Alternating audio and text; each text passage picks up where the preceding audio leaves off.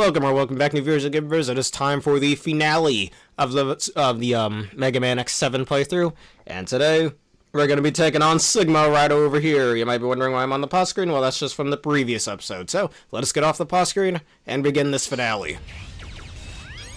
Alright, so he's guarding himself right there. He can turn invisible. There's also an upper part of the arena you don't really need to use. Oh, he's got a bazooka, though I can't shoot him from there. I can shoot him through the walls. Alright, unlike in a later game, you can't break through enemy guard. So you gotta remember that. Or he's got a pretty simplistic attack on him from the start here. As you can see right that. Alright, he's got him with half-charge shots. He can't hit me if I duck like this.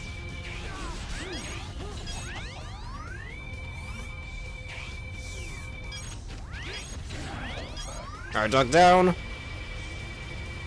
Hello, everyone, how are you doing today? Alright, just duck right over here.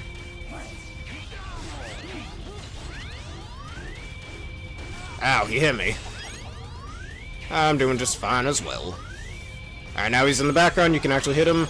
You know, if he'd stand still, that'd be nice.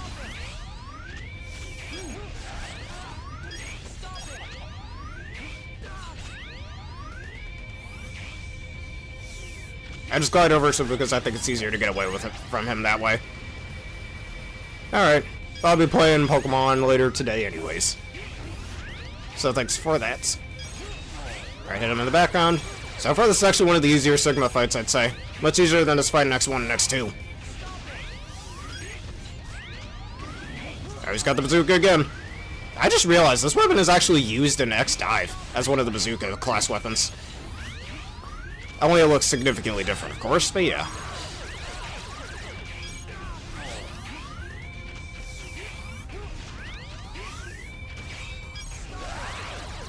Alright, we're almost done because, as usual, because it's Sigma, there has to be a phase 2.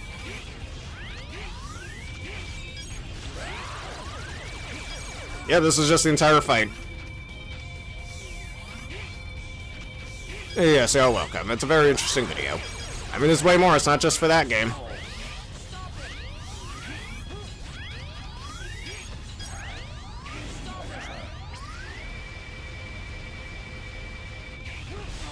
Alright, I'm gonna go over here with Zero for a split second. Because you can actually go up here. Why would you need to go up here? I don't know. Guess you want some extra ground? Goodbye. And cool guys don't look at explosions, as they say. And now for, a not-so-good boss fight. Why are we in space? I don't know. Alright, here, call me a pansy if you want. I'm putting this on rookie mode, because just like the red fight in the previous episode, if you fall off, you have to redo this and the previous boss fight all over again. And I don't know if you want to see that over and over again, so we're just going to do this right here and now. Anyways, how this takes place, because for some reason we're in space, no transition or anything. Also, his laser attack can very easily knock you over, and that's going to happen a lot in this fight, so... And his health bar is also gigantic. Awesome. Great. The best final boss ever, oh man. Another boss fight that I genuinely feel bad for anyone playing the original PS2 version. How am I supposed to dodge that? I don't know. I guess go on the different platforms, that's probably it. It's kind of similar to the Splash Warfly fight, because of the different platforms, but there's many elevating ones. I'd just say put on rookie mode if you're playing any of the Legacy Collection versions and just tank this guy, just for your sanity. Alright, he has this attack where he tries to punch you, but very easy to dodge. Probably the easiest of all of his attacks to dodge. Again, why are we in space? Like, no elevator to take us to space or anything. We're just in space. It makes no sense. Maybe they just wanted a climactic finish for this boss fight, I don't know. I mean, we all know why Sigma has another body. We've seen that in every game since the first game, but why, again, why are we in space? I almost want to make that the question of the day. Why the hell are we in space? But we need a more interesting question of the day for the finale.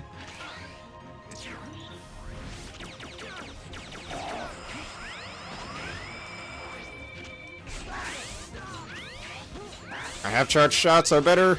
We're doing some good damage to him. And thankfully I have the sub-tanks in case my HP gets too low. Ah, second phase. Also, the camera angles are kind of bad at this stage. Yep, and I think I just fell. And that's why we have it in rookie mode, kids. Because fuck redoing that.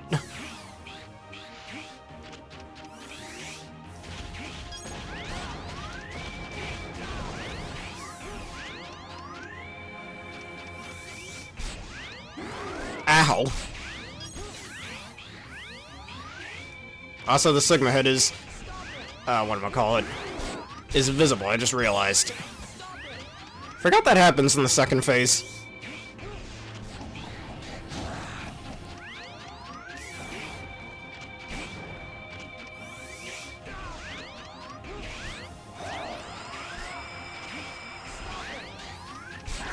And for some reason I can't hit him now. Alright, maybe I just need to go down here to hit him.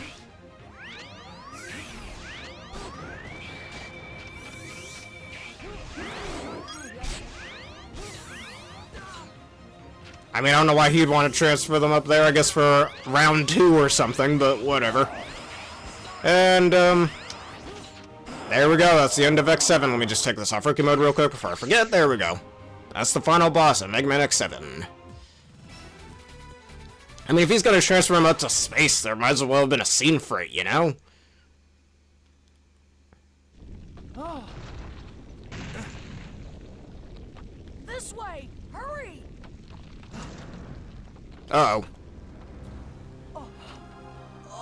Also, the noise Axel makes here is really funny when he gets hit. I'm sorry, that is funny to me. And who will that be? I will return in a new form. I promise you. Hey, looks like how he looked in X6. I found you. Red, I thought you died. The guy's name is just E. Very nice, Red. Give me your power. It's time for revenge. Oh, with this power, I'll Oh, horse shit. This scene right over here is some bullshit. Also, Axel's guns are, he wishes his guns were that strong. That's some bull crap. He got put into the wall right over there. How'd he get out of the wall without Sigma noticing him, especially when Sigma's facing the hole? That's some bull. And where did he get the time to even get Red's data? Did he sneak it out before Red died? I don't get it.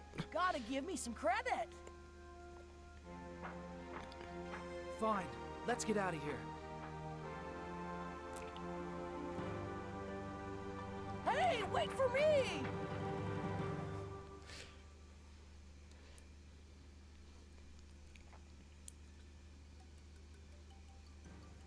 Last week, an outbreak of Mavericks caused a riot at the energy plant. Then, Axel showed up to quell the unrest. Mavericks disappeared from the scene without a trace.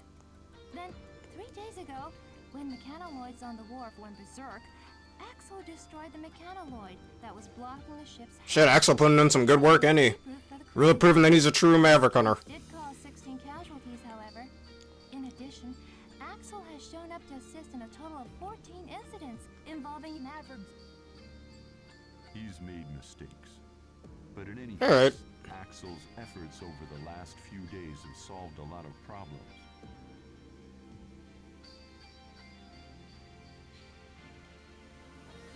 X, do you think we could make Axel a hunter based on his good deeds? No way! Don't you get it? What do you mean? Axel's proven himself pretty well. Such methods. Methods? X, ideals are not always for the real world. X just really hates Axel for some reason. Though in this game, I don't fully blame Why him. can't you train Axel to be one? Never. You could never train somebody to be a hunter like me. What? What do you mean you can never train somebody to be a hunter like you? Give it some That makes no sense. we may not be able to afford to stand by without Hell, it's kind of what you end up doing in the Zero series anyways, but whatever. Or at least before the events of the Zero series. that we haven't seen the last of the map. Also, if I remember correctly, I think this game also has different endings.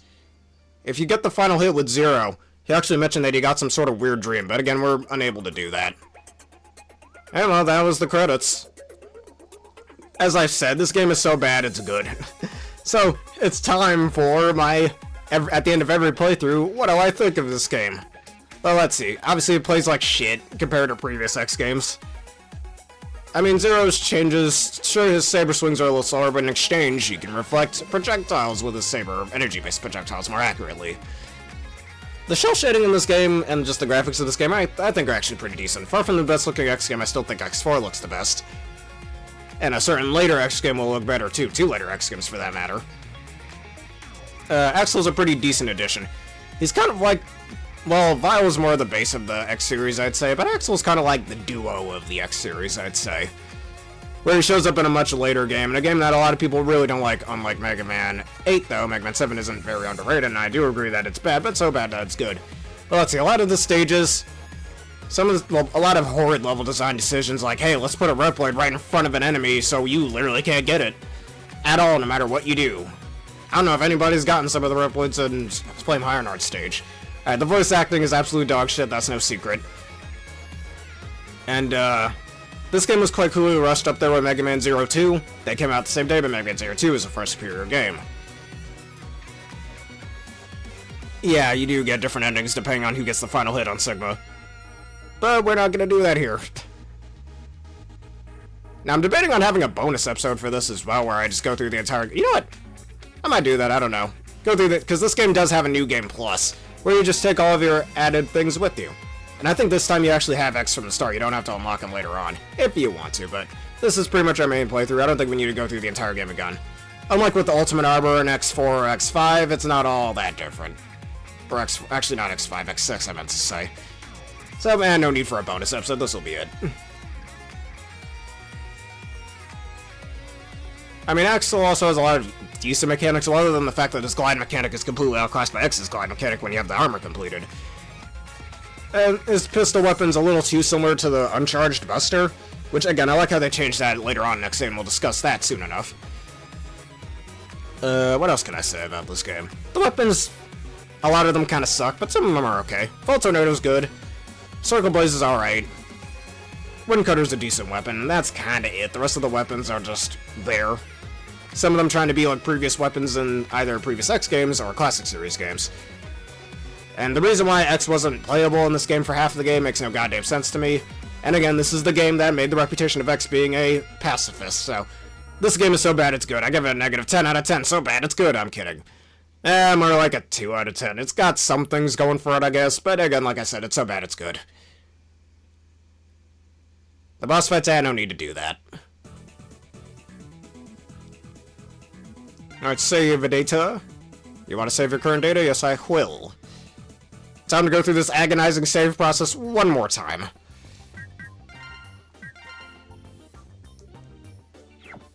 Alright, return to results screen. Alright, well, with that being said, I don't think there will be... I mean, if y'all want to, maybe I'll make a poll for a bonus episode where we play this game, New Game Plus.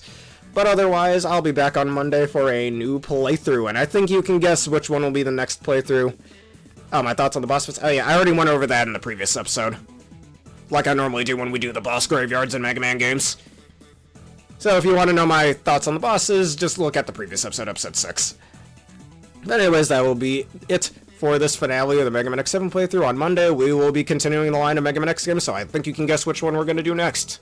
If y'all enjoyed this and you want to see more, please leave a like, comment, subscribe, and follow. Hit one of the vids you see on screen right now on YouTube, and that bell button for more. I'm going to give a special thank you to Ridden for joining me once again for this wonderful finale. And this vid is also sponsored by the wonderful people at Adobe. Just hit the description below. Use the code provided to get a wonderful discount on your wonderful drink order. I recommend the Dragonade flavor. Consider answering the question of the day. What's your least favorite final boss in a Mega Man game and why? Because, I mean, this Sigma fight was kind of bad, but I think there's another Mega Man final boss I dislike even more, and that's in the Classic Series, but that's a discussion for another day.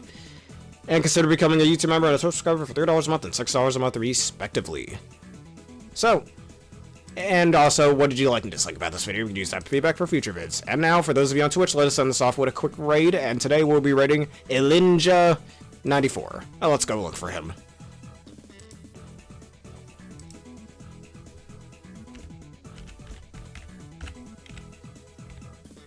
Alright, he is playing Pokemon Sword and Shield, sending your unwavering love and support. Oh, that's a she. Sorry.